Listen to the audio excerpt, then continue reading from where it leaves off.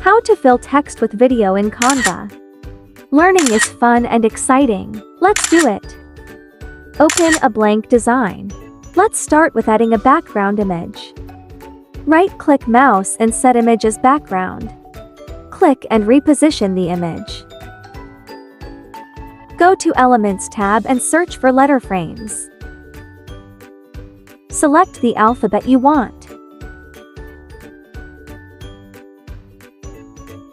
Reposition and resize the letters.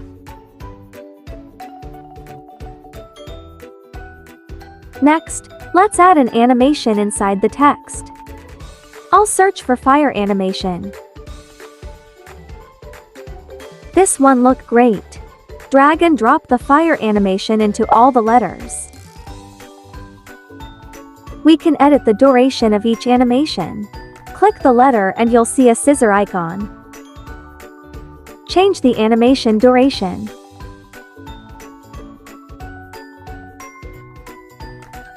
Let's preview the outcome.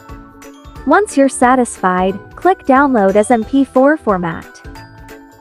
I hope this tutorial is helpful to you. Please like and follow my channel for more fun and exciting Canva tricks. See ya!